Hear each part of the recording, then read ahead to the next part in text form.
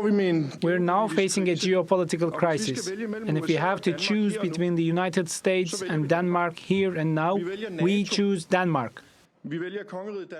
Let's go to Copenhagen and speak to Rasmus Jarlov, a member of Denmark's parliament. Rasmus, thank you so much for your time. In this program on Monday, we were speaking to the chairman of Austria's NATO enlargement committee. He said Donald Trump is being childish. The point is, Rasmus, that a child can be dangerous because they don't know boundaries. True. It's very dangerous. I don't want to call the American president a child because we don't want to escalate the situation. But it is very, very dangerous. It's the first time since Second World War that someone has threatened to take our territory. And it's based on false accusations, a false fake threat from China and Russia that doesn't exist. China and Russia has no intention of taking Greenland. They don't have any activity there. They don't own anything. They don't do anything in Greenland. We have kept them out. And the Americans also wouldn't gain anything. That's the most amazing thing about this whole situation, is that there would be no gains from the Americans because they already have full access to Greenland. We have a defense agreement with them from 1951 that gives them full military access. And if they want to do any mining or other activities in Greenland, they are so welcome, always have been. They can just put up the money and the investments, and they can go in and do what they want, almost. But the sovereignty and running the country, that doesn't belong to the United States. Running the country should be done by the Greenlanders, and it should be developed in the direction that they want.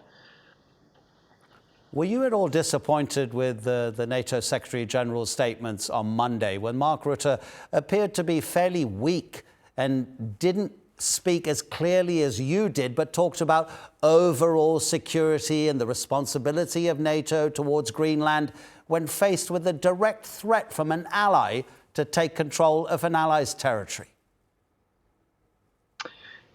Yes, Mark Rutte acts more like he is only working for the United States rather than someone who should preserve good relations between the NATO countries. And that's what's at stake here.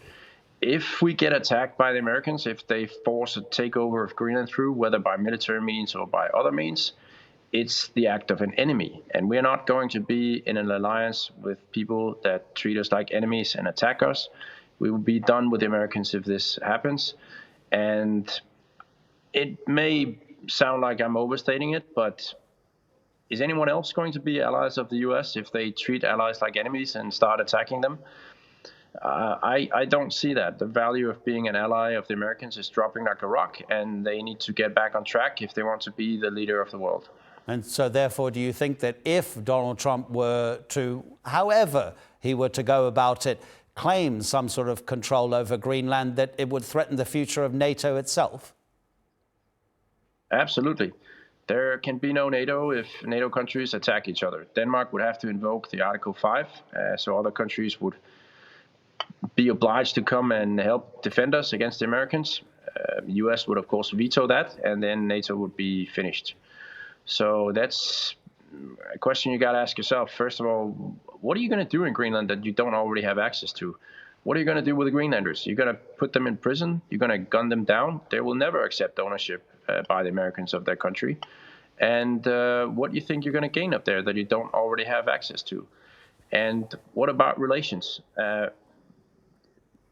The West has stood together for a very long time. NATO has kept large parts of the world very safe. It has benefited everybody.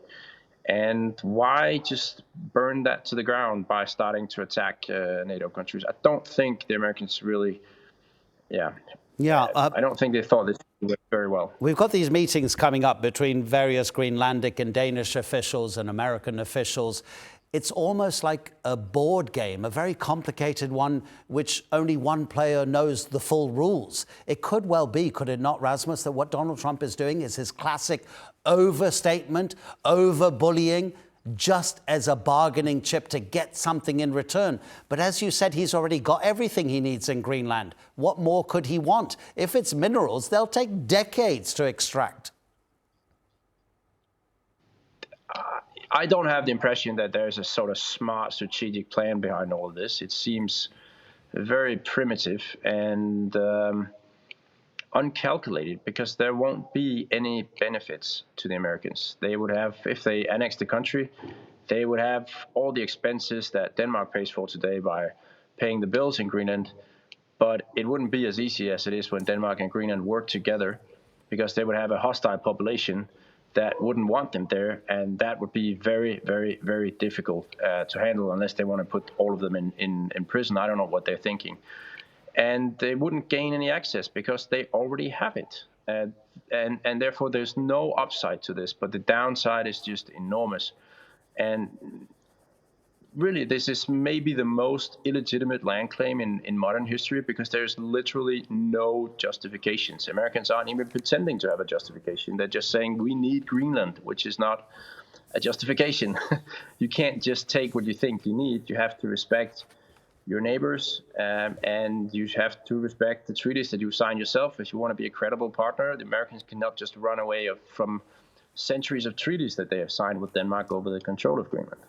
Rasmus, apparently children only learn sharing when they're about 4 years old. Before that, they think everything belongs to them. Rasmus Jarlov, thank you so much for your time, sir.